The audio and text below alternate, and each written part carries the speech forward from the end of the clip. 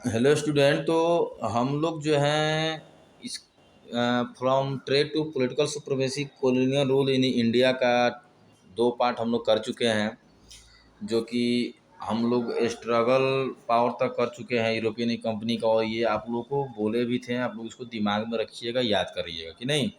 अब हम आते हैं इसके आगे पार्ट 3 में करते हैं।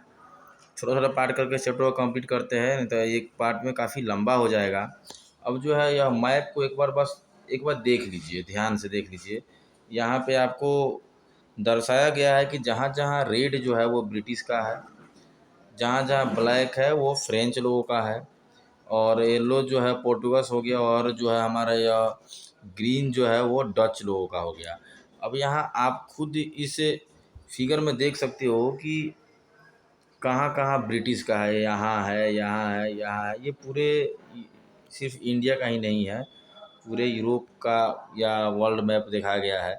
आप सिर्फ इंडिया में यहाँ देखिए, सबसे ज़्यादा आपको रेड दिख रहे हैं, मतलब ब्रिटिश सेटलमेंट ज़्यादा थे, और ये दोनों पोर्टुगस हो गए नहीं, और एक हो गया हमारा डच वाला जो यहाँ है। तो कुल मिलाकर यह जो मैप जो है हमको यह बता रहा है कि पूरे जगह पर कितने तेज़ी से ब्रिटिश अपना क्या कर रहे थे, विस्तार कर रहे थे। हर जगह देखिएगा ब्रिटिश का ईस्ट इंडिया कंपनी धीरे धीरे फैलते जा रहा था।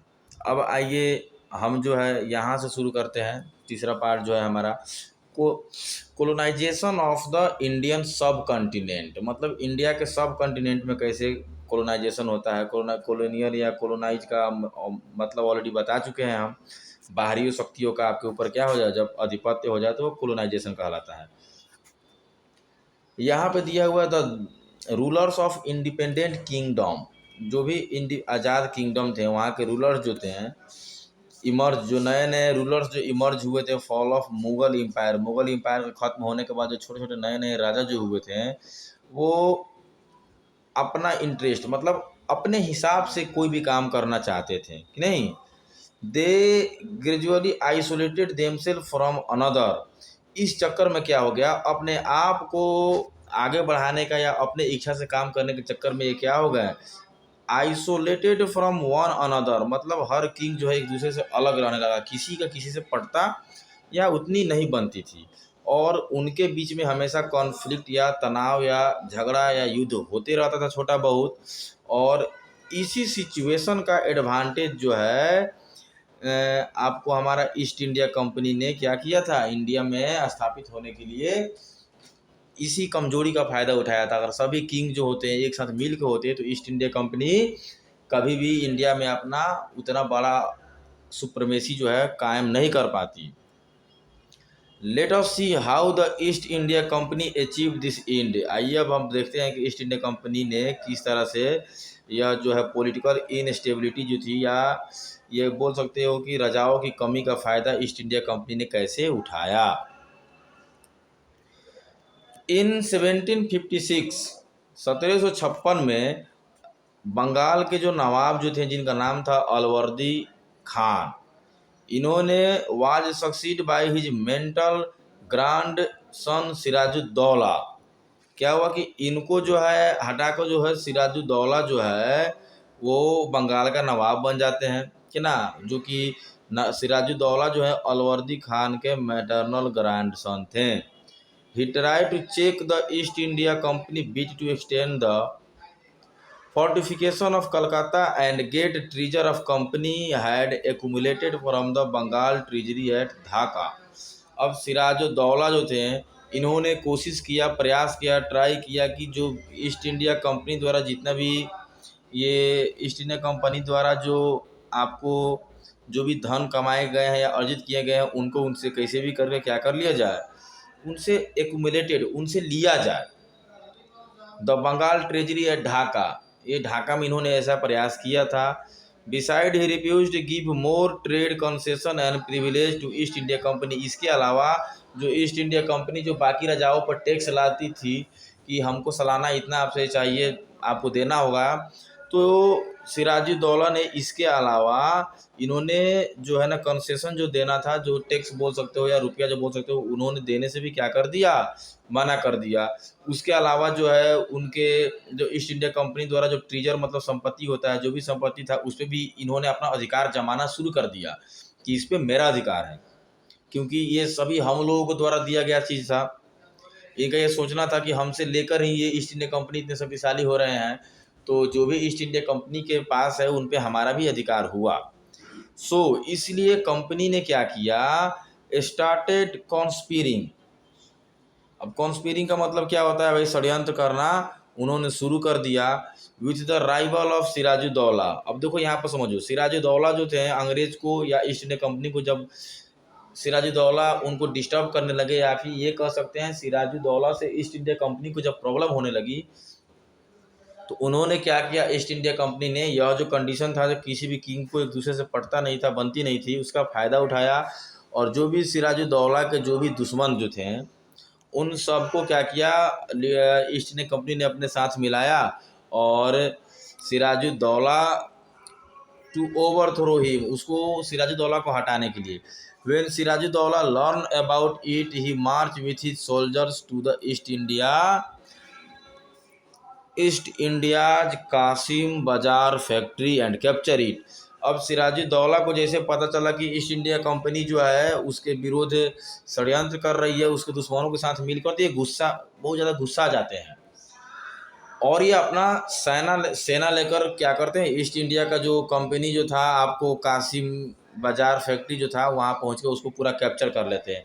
आप इससे सोचो स्टूडेंट्स, जे कितने ये पावरफुल थे। बस किंग लोगों का सभी रजाएं और किंग एक साथ हो जाते तो ईस्ट इंडिया कंपनी कब की यहाँ से जा चुकी होती थी, लेकिन एक दूसरे से नहीं बनने के कारण ही ऐसा संभव हुआ कि ईस्ट इंडिया कंपनी ने अपना अधिकार जमाया। जैसे कि यहाँ पर वो सिराजुद्दौला जाते हैं और इनके फैक्ट्री को क्या करते हैं, कैप्चर कर लेते हैं।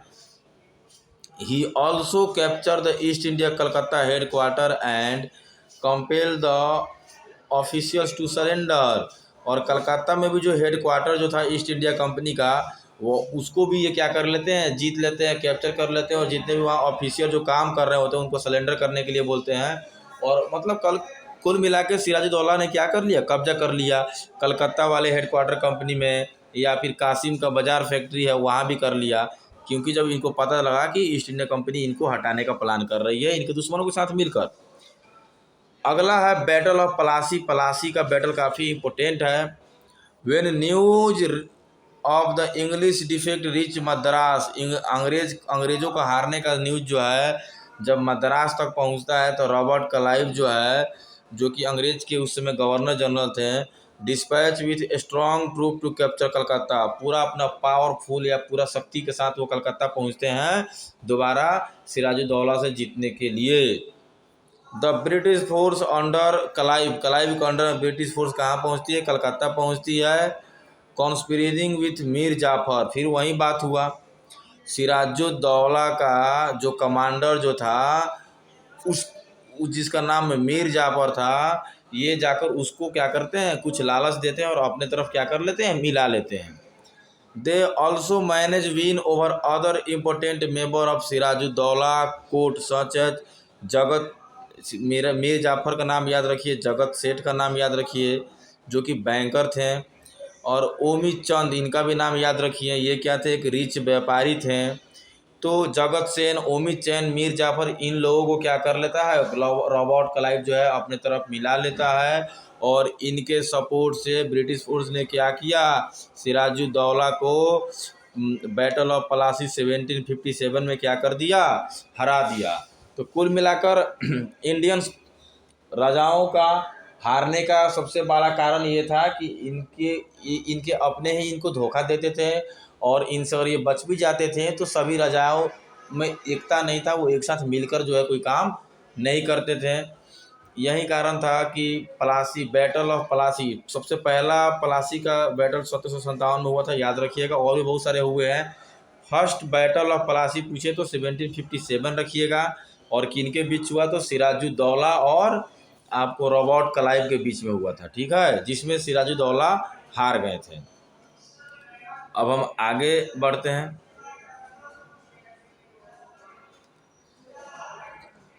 After the victory of East India company जब यहाँ जीतती है, उसके बाद से क्या होता है, बिकम द रियल पावर। उसके बाद कंपनी जो है रियल पावर जो है बंगाल में ओरिजिनल सबसे पावरफुल कंपनी बन के आती है। और ये नहीं मतलब बैटल ऑफ प्लासी इनके लिए काफ़ी इम्पोर्टेंट था। वो जीतने के बाद ये बंगाल में सबसे पावरफुल बन गए। मीर जाफर को इन्होंने क्या बना दिया, पपेट नवाब ऑफ बंगाल। और पपेट नवाब का मतलब ये होता है कि बस कहने के लिए राजा है लेकिन आपके पास कोई अधिकार नहीं है। East India officials and their Indian agents forces the peasants and craft to sell their goods very low prices. और ईस्ट इंडिया कंपनी के जो व्यापारी जो थे, मर्चेंट्स थे, वो ज़बरदस्ती क्या करते थे, किसानों से उनका फसल जो है काफ़ी लो प्राइस पर, काफ़ी कम दाम पे लेते थे और उससे काफ़ी ज़्यादा वो प्रॉफिट बनाते थे। और बहुत जल्द ही क्या किया कंपनी ने, मीर जाफ़र को नवाब से हटा दिया गया, depots and install his son in law. उसका सन इन लॉ जो था मीर कासिम जो था, उसको इन्होंने क्या कर दिया, बंगाल का नवाब बना दिया। कुल मिला के पपेट नवाब आप बोल सकते हो। तो सिराजी दौला से धोखा करने का फल तो मीर जाफ़र को मिल गया। अब आगे बढ़ते हैं। Following their victory in battle of Plassey, जीतने के बाद ईस्ट इंडिया कंपनी ने क्या किया, ये बहुत ज़्यादा पावरफुल और बहुत क्या हो गए, धनी हो गए। और इनका जो and began to copy the lavish lifestyle of Indian potentates. और इंडिया में भी इनका लाइफ स्टाइल जो हो गया कंपनी का बिल्कुल क्या हो गया, चेंज हो गया, लग्जरियस हो गया। In England they were mocking retired as a nabobs. यह एक कमेंट होता है, इंग्लैंड में जो है ईस्ट इंडिया कंपनी का उतना वैल्यूएशन नहीं था, लोग उनको नाबोब्स कह के क्या करते थे, नाबोब्स कह के चिढ़ाते थे। मतलब कहने का झूठ मूठ का मतलब, कहने का मतलब आपके पास शान और शौकत कुछ नहीं है, झूठ मूठ का थोप क्या कर रहे हो, दिखावा कर रहे हो। लेकिन बंगाल में जीतने के बाद इनके पास इनका लाइफ स्टाइल सही में क्या हो गया, काफ़ी चेंज हो गया। ये सही में जो है काफ़ी धनी कंपनी, रिच कंपनी बन के उभरी थी। तो याद रखना है कि मोक मतलब चिढ़ाता होता है। इंग्लैंड में ईस्ट इंडिया कंपनी को क्या बोलाता था, तो नाबोब्स। अब जो है ये तो हमारा केस स्टडी है, इसके बाद यहाँ आते हैं। अब बैटल ऑफ प्लासी के बाद हमारा अगला बैटल है बैटल ऑफ बक्सर। मीर कासिम जो है, जो बंगाल का जो नया नवाब जो बना था, इसको भी क्या कर दिया गया, also try to free himself from company yoke से। ये थोड़ा ईमानदार टाइप का था, इसने भी सिराजी दौला की तरह इसने भी क्या किया, अपने आप को कंपनी का अधिकार क्षेत्र से अलग निकालना चाहा कि नहीं। तो इसके लिए इसने कुछ स्टेप्स उठाए जिससे ईस्ट इंडिया कंपनी का प्रभाव इसके ऊपर से कम हो जाए। तो इसने क्या किया, dismiss all the Mir Jafar officials. Mir Jafar जो थे यहाँ पे जिन्होंने सिराजुद्दौला को धोखा दिया था और रॉबर्ट क्लाइव से इन्होंने हाथ मिलाया था, इन्होंने जितने लोगों को, जितने भी ऑफिशियल्स रखे थे उन सबको क्या कर दिया, इसने डिसमिस कर दिया, क्योंकि वो सभी लोग ईस्ट इंडिया कंपनी के क्या थे, काफ़ी नज़दीकी थे। दूसरा क्या करता है, जितने भी यूरोपियन जो है मशीनरीज हैं, मतलब to train his soldiers the new method of welfare. Europe से नए नए योद्धा को बुलाकर अपने जो सैनिक हैं उनको इन्होंने क्या किया, अच्छा ट्रेनिंग दिया ताकि ये जो है सामना कर सके। जितना भी टैक्स जो लगाया गया था ईस्ट इंडिया कंपनी द्वारा कि नहीं, और ब्रिटिश को जिससे फ़ायदा हो रहा था, वो सारा का सारा टैक्स इन्होंने क्या कर दिया, बंद कर दिया। चेकिंग द मिस यूज, जहाँ भी मिस यूज हो रहा था व्यापार का और जिससे ईस्ट इंडिया कंपनी या ब्रिटिश लोगों को फ़ायदा हो रहा था, उस सबको इन्होंने दोबारा क्या किया, सबको रीचेक किया। सबको इसलिए रीचेक किया क्योंकि ये नहीं चाहते थे कि इनका जो अपना जो जनता है, अपना जो फार्मर है, उनको प्रॉब्लम हो। तो इनके अंदर कुल मिलाकर मीर जाफ़र ने कुछ अच्छे स्टेप उठाए थे। आप 100% इनको याद रखिएगा, अच्छा पॉइंट है। पहला है जो मीर जाफ़र के ऑफिसर को हटा दिया गया, बाहर से जो है ट्रेनर को बुलाकर जो है अपने सोल्जर्स को ट्रेनिंग दिया इन्होंने। जो भी टैक्स था उसको इन्होंने ख़त्म किया और ईस्ट इंडिया कंपनी को जिन जिन चीज़ों से फ़ायदा हो रहा था उसको इन्होंने क्या किया, पूरी तरह से बंद कर दिया। तो कुल मिला के मीर जाफ़र ने अच्छा स्टेप, मीर कासिम ने अच्छे स्टेप्स लिए थे। यह जो है केस स्टडी है, कर्नेटिक वार है। तो आप लोग इसको कर्नेटिक वार जो है इसको एक बार देख लीजिएगा। अगर नहीं समझ में आए तो आप बोलिएगा, मैं इसका वीडियो बनाकर आपको डाल दूंगा। अब यहाँ आते हैं, policies of Mir Kasim anger the East India official. सीधी सी बात है, मीर कासिम ने जो स्टेप उठाया था उससे ईस्ट इंडिया कंपनी को क्या हो गया, गुस्सा आ गया, और उन्होंने डिसाइड कर लिया कि क्या करना है, सेटल स्कोर्स विद द नवाब। इस नवाब के साथ क्या करना, वो इसका मतलब इनको सबक सिखाने का उन्होंने डिसीजन ले लिया। और क्या होता है कि in the battle of boxer, boxer का युद्ध जो हुआ था 1764 में हुआ था, जिसमें कंपनी ने क्या किया, मीर कासिम को, combined forces of Mir Kasim and his allies Nawab of Awadh Shujauddaula and the Mughal empire Shah Alam द्वितीय were defeated by the forces of East India Company. तो अब एक चीज़ ध्यान दीजिएगा, मीर कासिम ने क्या किया था, अपने साथ जो है शुजाउद्दौला हो गया और शाह आलम हो गया, इन तीनों का एक ग्रुप बनाया था और तीनों मिल के जो है अपना ब्रिटिश का इन्होंने सामना किया। लेकिन फाइनली ये लोग क्या हो गए, ईस्ट इंडिया कंपनी से हार गए। और इसके बाद ये तय हो गया कि ईस्ट इंडिया कंपनी से ज़्यादा पावरफुल जो है बंगाल में कोई नहीं है, क्योंकि इसने एक साथ मीर कासिम, शुजाउद्दौला और शाह आलम तीनों को हराया था। अब जो है आपका मीर कासिम को तो हमको पता है बंगाल के नवाब थे, शुजाउद्दौला जो थे ये अवध के नवाब थे, और शाह आलम जो थे मुगल एम्पायर थे। इन तीनों को जब ईस्ट इंडिया कंपनी ने हराया बॉक्सर के युद्ध में 1764 में, उसके बाद से उनका ओरिजिनल दबदबा जो है बंगाल में कायम हो गया।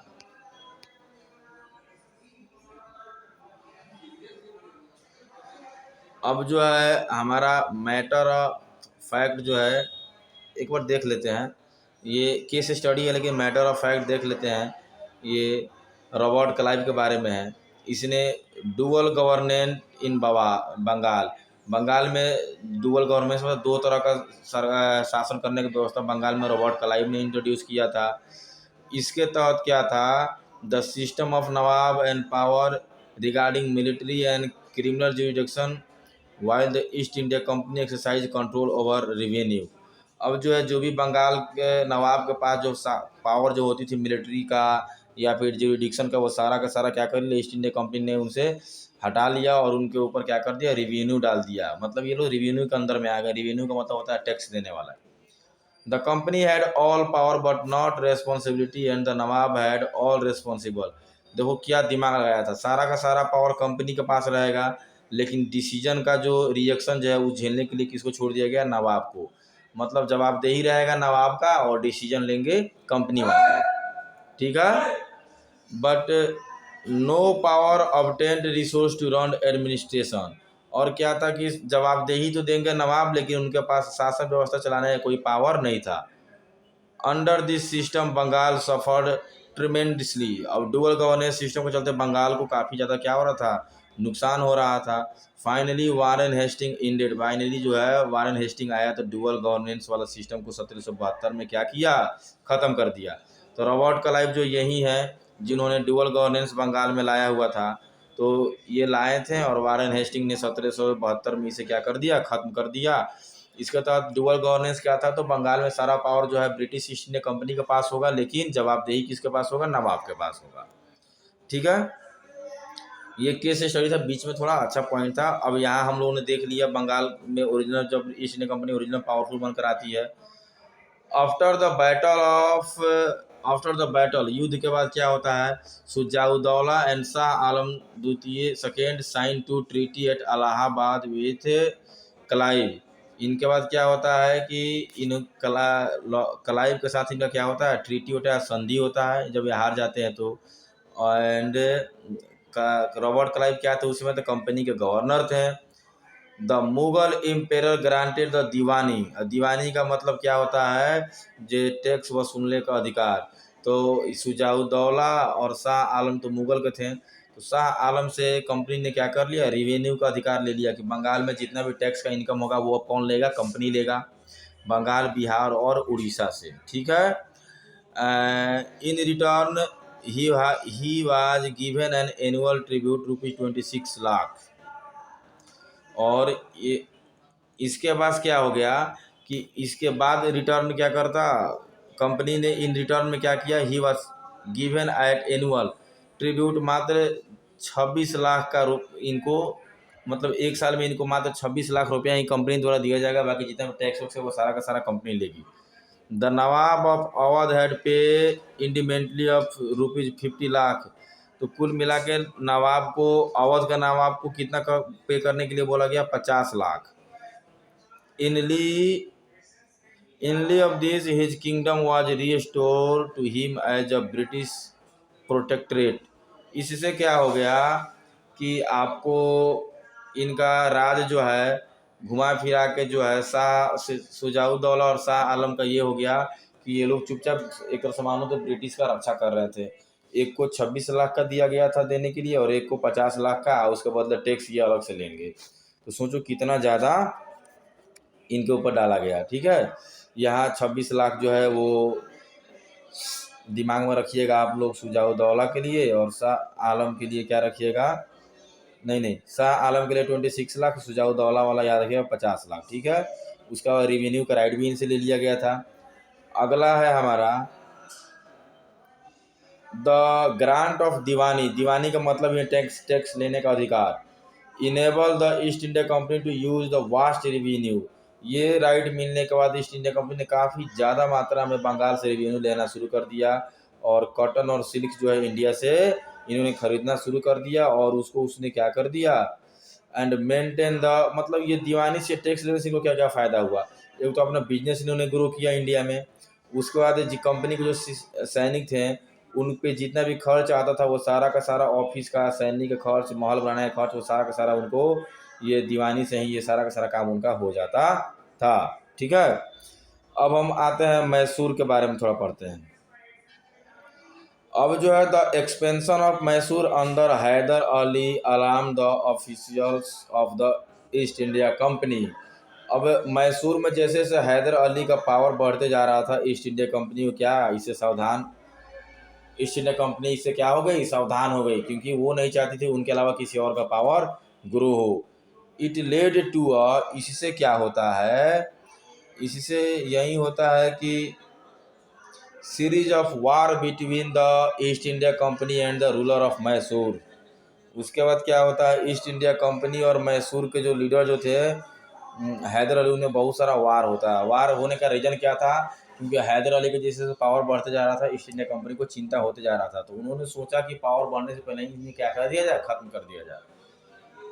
हैदर अली और उनका बेटा जो था टीपू सुल्तान था, तो ये हैदर अली टीपू सुल्तान से अंग्रेज़ों ने बहुत सारा युद्ध किया। तो पहला युद्ध हुआ था फर्स्ट एंग्लो मैसूर वार, याद कर लेना है, 1767 से 1769 तक चला था कि नहीं।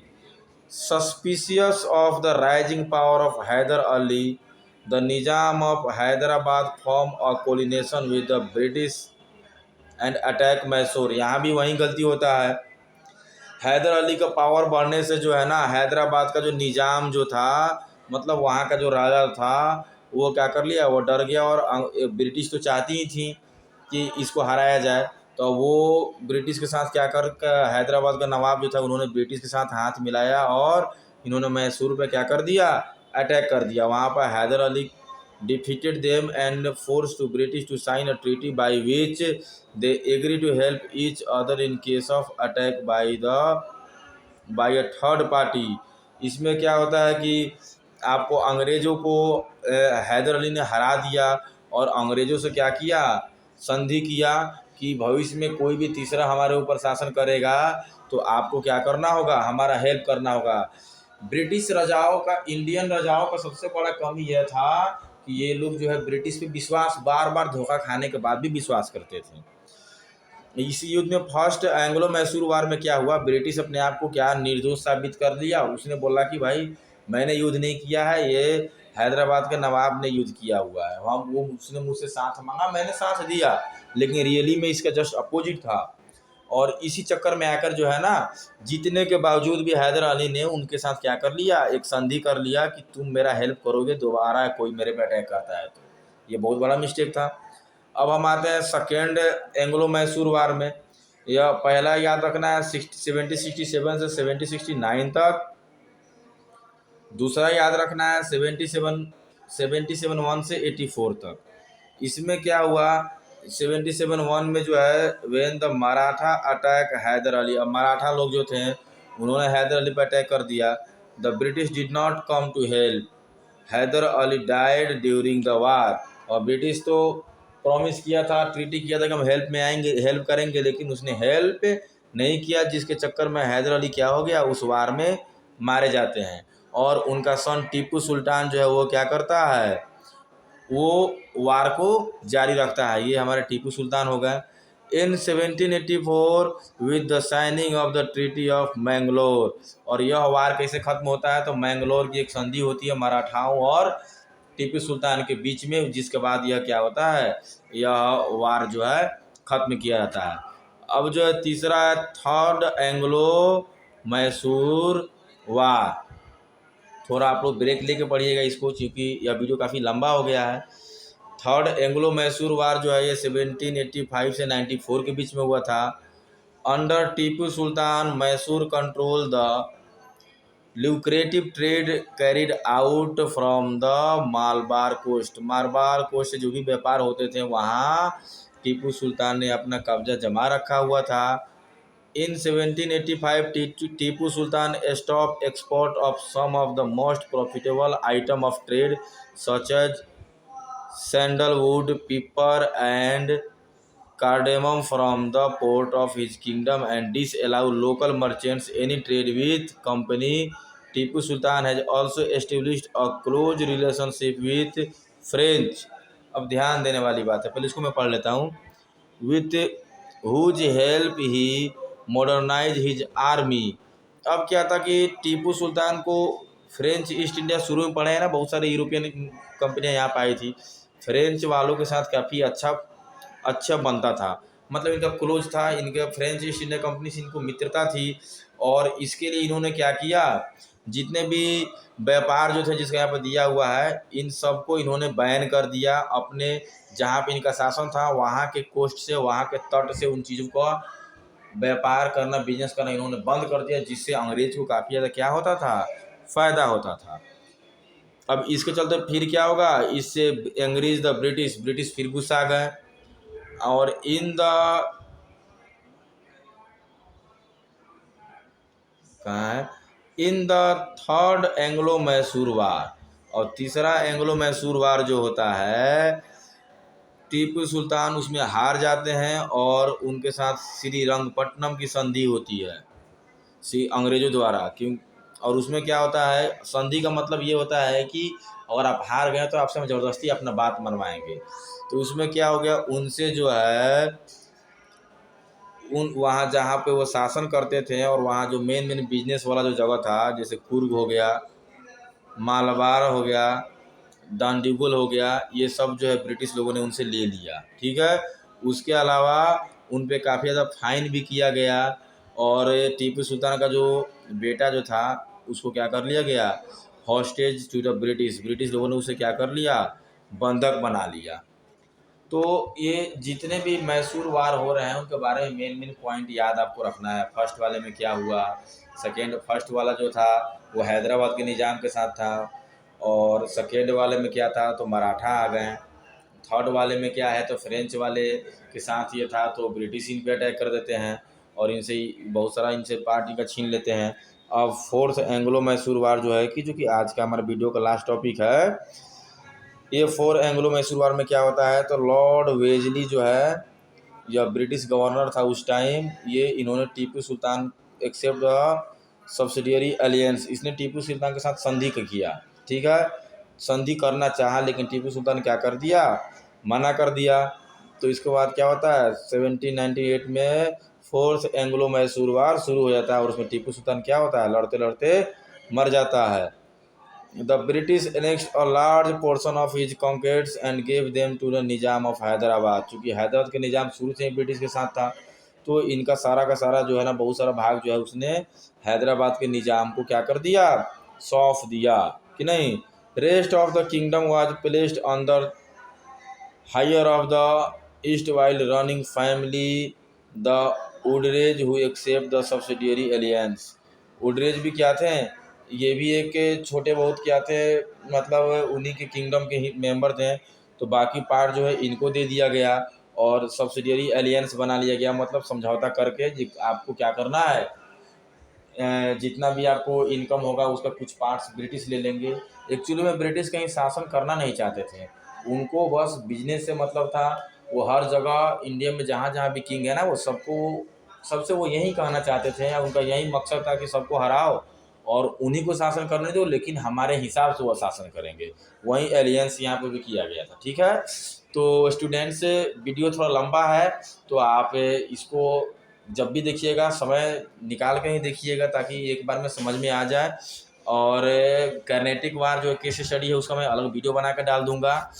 तब तक के लिए धन्यवाद। और हाँ, वीडियो अच्छा लगे तो लाइक शेयर और सब्सक्राइब ज़रूर करा दीजिएगा।